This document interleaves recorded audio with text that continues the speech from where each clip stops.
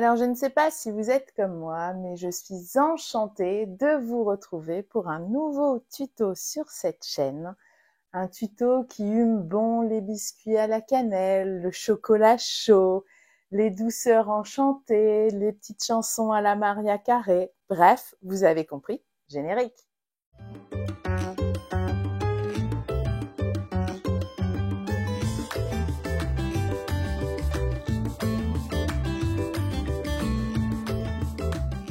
Hello mes petits mordus de passepoil, j'espère que vous allez bien. Je suis ravie de vous retrouver sur cette chaîne pour un nouveau tuto vidéo. Force est de constater qu'il y a une certaine disparité dans les vidéos de cette chaîne puisque je n'ai pas fait depuis un certain temps, voire même depuis des piges, un tuto vidéo spécial broderie machine.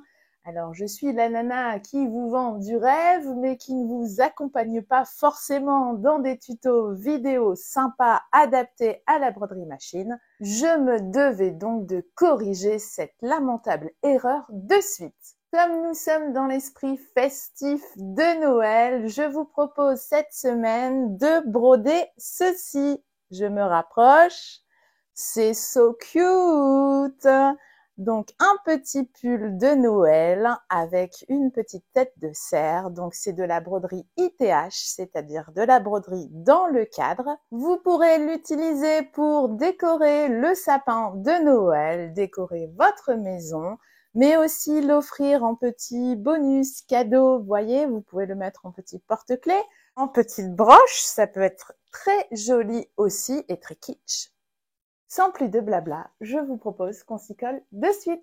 Pour réaliser ces petites mignonneries du jour, il vous faudra forcément une brodeuse avec un cadre à broder. J'ai utilisé un stabilisateur hydrosoluble puisqu'il est quand même un peu plus souple et beaucoup plus pratique pour ce type de projet. J'ai utilisé également des feuilles de feutrine qui sont assez rigides, donc de plusieurs coloris. Vous avez actuellement des packs qui sont en vente chez Cultura. Vous pouvez aussi opter pour du simili-cuir, éviter tous les tissus qui ont tendance à s'effilocher. Pour l'option porte-clés, il vous faudra des petits galons et également un petit mousqueton, du scotch. On utilisera des chutes de tissu ou éventuellement du molleton si vous n'avez pas. Il nous faudra aussi des ciseaux. Maintenant, parlons du fichier de broderie. Vous retrouverez le fichier de broderie sur le site de Urban. Donc, simplement tapez dans la barre Google Urban Thread et ensuite, une fois que vous êtes sur le site, vous prenez la petite loupe, vous notez tout simplement Ugly et vous allez voir qu'il va se proposer tout seul. Vous n'avez plus qu'à cliquer sur l'image du petit pull et vous tombez directement sur la fiche produit. Donc au niveau des dimensions, vous n'avez aucun souci puisqu'il n'y a qu'une seule dimension, donc pas de recherche à faire. Par contre, faites attention de bien vérifier si les formats sont compatibles avec votre brodeuse. Une fois n'est pas coutume, pour m'accompagner dans ce joli projet, j'ai choisi la Brother Stellaire. Donc j'ai déjà mis sur clé mes petits fichiers de broderie. Donc techniquement, vous devez télécharger 3 petits fichiers. Voilà, ça se présente comme ça. Vous allez voir que moi j'ai une technique assez particulière pour utiliser tout ça. Je prends que le fichier global. Une fois que j'ai sélectionné ce fichier, je n'ai plus qu'à appuyer sur Régler puis Broderie et je vais préparer mon cadre. Donc ici, aucune surprise si vous êtes habitué à broder. Je vais tout simplement ouvrir mon cadre. J'insère ensuite mon stabilisateur. Je positionne la seconde partie de mon cadre. Je tourne bien la petite vis au maximum. Et ensuite, je vais bien tendre mon stabilisateur pour être sûr qu'il soit bien positionné. Il est important de prendre son temps de bien insérer votre stabilisateur pour avoir un son de tambour. Petite précision avant de continuer, vous pouvez utiliser ce motif de broderie sur n'importe quelle machine à broder. C'est pas parce que j'utilise la stellaire qu'il faut investir dans une stellaire. Je referme cette petite parenthèse. Donc nous continuons dans ce tutoriel. J'insère tout simplement mon cadre à broder et je vais broder uniquement la première couleur. Pour le fil de canette, j'utilise celui de chez Brother qui est très bien. Depuis le début, j'utilise celui-ci.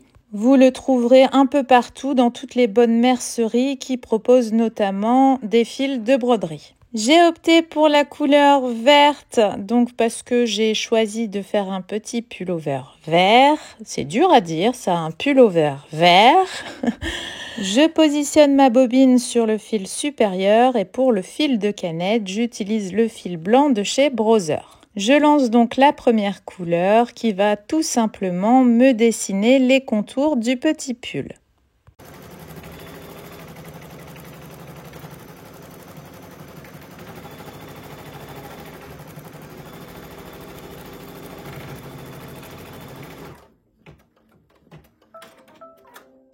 Je récupère mon cadre et maintenant je vais positionner ma partie en feutrine avant d'enchaîner sur les couleurs suivantes. J'ai découpé 2 rectangles de feutrine, donc normalement votre rectangle doit couvrir l'intégralité du tracé du petit pull. Vous faites 2 rectangles identiques et ensuite vous allez scotcher. J'ai fixé 2 morceaux de scotch, donc à cheval sur mon stabilisateur et ma feutrine. Et en retournant, je vérifie que tout mon dessin est bien recouvert par la feutrine. J'insère une nouvelle fois mon cadre de broderie et je vais ensuite enchaîner avec les différentes couleurs proposées par le fabricant du motif de broderie. Pour la deuxième couleur, je conserve la bobine verte puisque c'est vraiment une couleur qui sera apparente sur ma feutrine. Deuxième petite parenthèse dans ce tutoriel vidéo, ce n'est pas parce que le fabricant vous indique un ordre de couleur très précis que vous êtes obligé de respecter ces couleurs.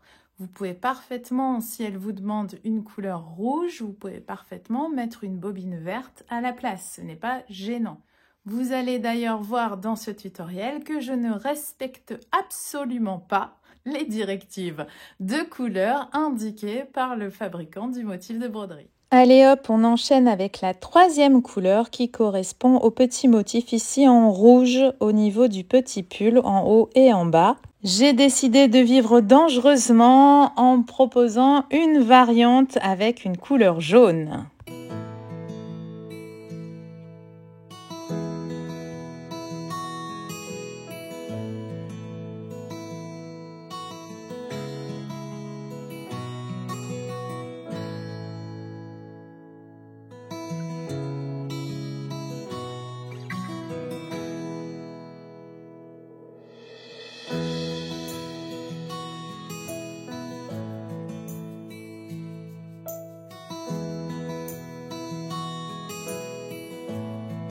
Couleur suivante, on enchaîne avec la petite tête de notre cerf. Donc là, j'ai opté pour une couleur un peu plus claire puisque notamment vous aurez les yeux en fait qui devront ressortir. Donc j'ai pris une sorte de beige écru assez foncé, limite taupe.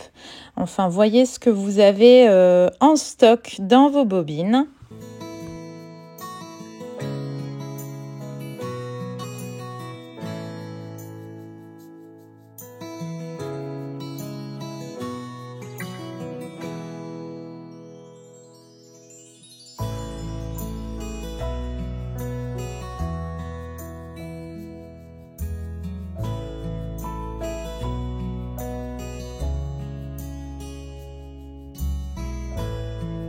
J'enchaîne avec la couleur suivante qui représente les bois du cerf. Donc là, j'ai opté pour un marron pas trop foncé.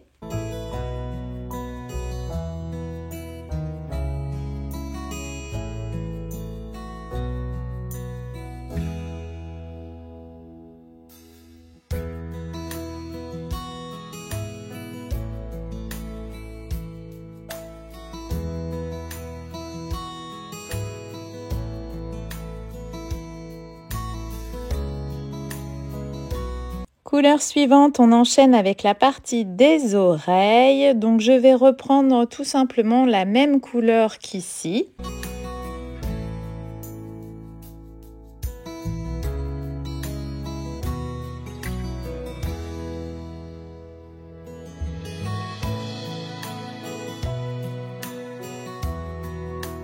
Changement de couleur pour broder les petits yeux, donc ce sera du noir.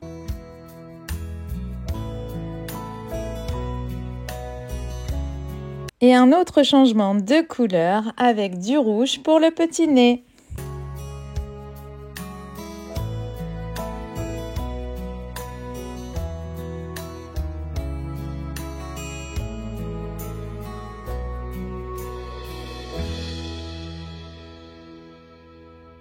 Une petite pause avant d'enchaîner avec la dernière couleur et le dernier motif de contour. Il est temps de positionner notre partie feutrine sur le dos. Donc voilà, j'ai retiré mon cadre de broderie. Voici ce que ça me donne.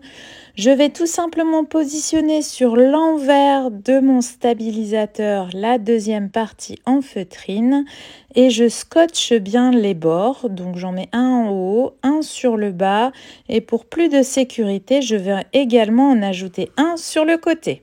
Nous sommes parés pour enchaîner la dernière couleur du motif, mais avant cela, il faut changer la couleur du fil de canette et du fil supérieur. Comme nous allons broder un motif de contour qui sera visible sur le devant et le dos, il faut que notre fil de canette et notre fil supérieur soient identiques. J'ai donc réalisé une canette avec mon fil supérieur. Et donc, je vais l'installer à la place de mon fil habituel de broderie. Comme ça, j'aurai aussi bien un beau visuel sur le devant que sur le dos. Enfin, j'installe ma bobine verte comme fil supérieur.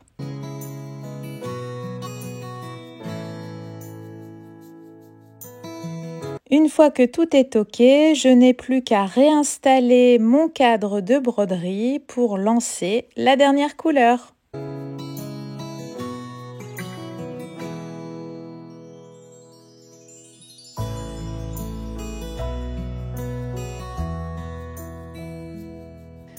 Ma broderie est terminée, j'ai ôté mon cadre, voici ce que j'obtiens. Donc je vais d'abord couper les petits fils qui dépassent sur l'envers de mon cadre de broderie. Je vais également en profiter pour ôter tous les petits morceaux de scotch. Je vais ensuite ouvrir mon cadre de broderie pour récupérer le tout.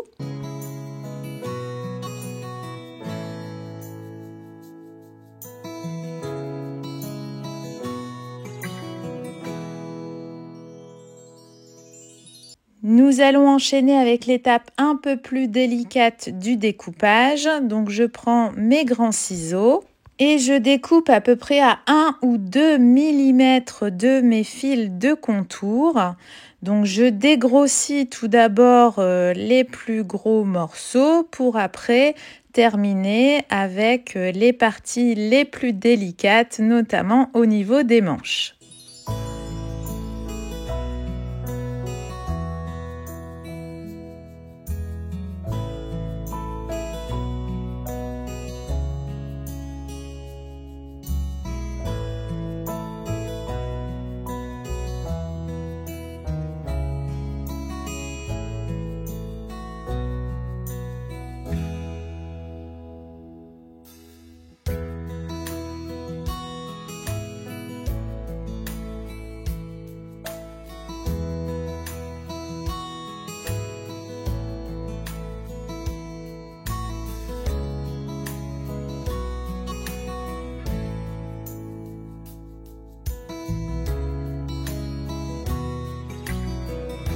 Je vais prendre un stylo pour vous montrer qu'il reste une petite ouverture au niveau du col, vous voyez. Donc ça permet tout simplement d'insérer notre petit rembourrage pour donner un peu de volume à ce porte-clés. Vous pouvez utiliser de la ouate, mais vous savez que moi j'adore les chutes. Et donc je vais faire du rembourrage avec mes petites chutes. Je vais tout simplement les découper un peu plus finement à l'aide de mes ciseaux.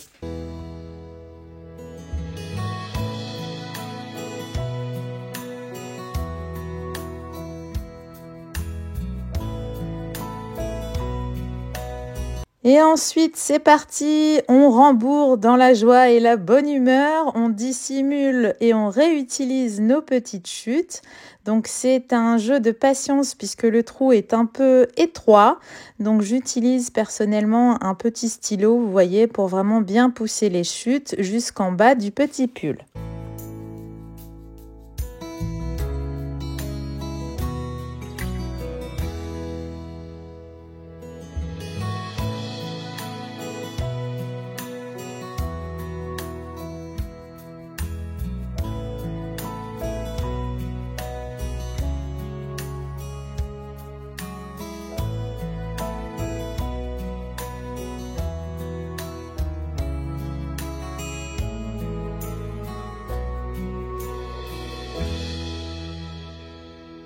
Nous sommes prêts pour attaquer les étapes de finition. Donc là, je suis partie sur l'option porte-clés. Donc je vais couper un petit galon, un petit ruban, comme vous voulez, ce que vous avez en stock. Donc j'ai pris à peu près 7 cm de galon que je vais replier en deux et insérer dans l'ouverture que j'ai laissée pour former la petite attache. J'enchaîne ensuite avec la dernière étape de couture. Pour que la couture soit plus facile, j'ai opté pour le pied fin. Donc j'ai la Brother Innovis F420 pour celles qui se questionnent. J'ai réalisé une canette avec le même verre que ma bobine de fil de broderie. J'ai tout simplement repris mon fil de broderie pour la machine à coudre. Donc j'ai fait une canette en verre et je reprends comme fil supérieur ma bobine de fil de broderie. Pour éviter les petits paquets de fils disgracieux en début de couture, je récupère aussi bien fil supérieur et fil de canette pour laisser de la longueur. Je vais régler également la longueur de mon point de couture à 2 mm et je vais tout simplement refermer l'ouverture qui est restée.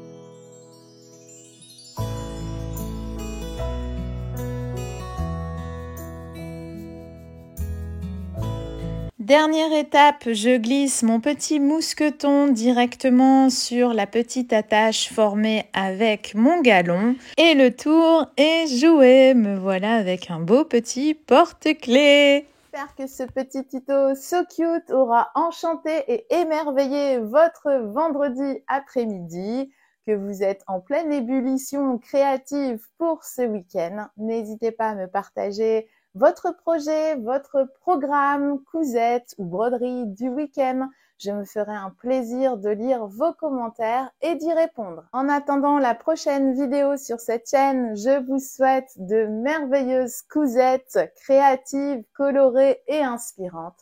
Je vous embrasse. Bye bye!